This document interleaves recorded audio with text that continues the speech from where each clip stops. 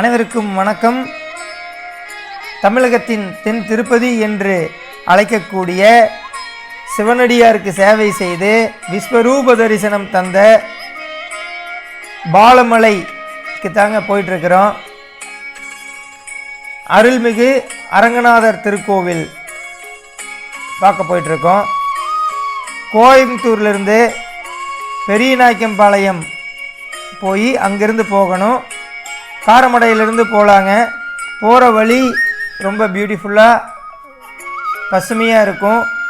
மலையானது நல்லா செங்குத்தாக கொண்டையூசி வளைவு கொண்டு இருக்கும். போகிற வழியில் செங்கோதை தாயார் கோவில் இருக்குது. அங்கிருந்து கிருஷ்ணானந்தர் என்ற சிவனடியார் வாழ்ந்திருக்காருங்க.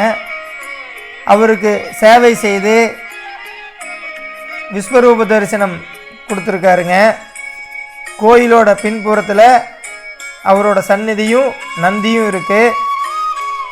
ராமானுஜர் வாழ்ந்த இடம் இங்கே இருக்குது.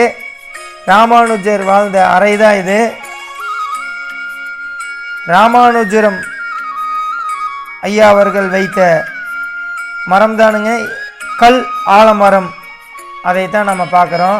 பிரம்மாண்டமாக இருக்குது அவர் வைத்த மரம்.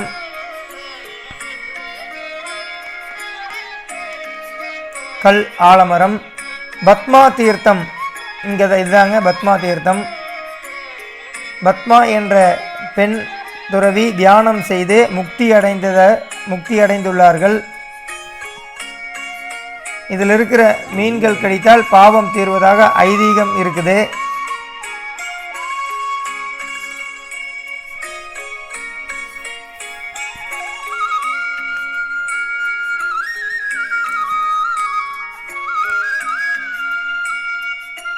பிரம்மாண்டமான அரங்கநாதர் கோவிலை தான் தரிசிக்கிறோம்.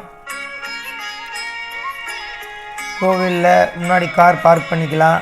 நல்ல இட வசதி இருக்குது. அமைதியான சூழ்நிலை. மலைகளின் நடுவே அற்புதமான கோவில். சுவாமி சுயம்புவாகவும் நின்ற கோலத்திலும் காட்சி தருகிறார். அனைவரும் பயன்பெறுங்கள்.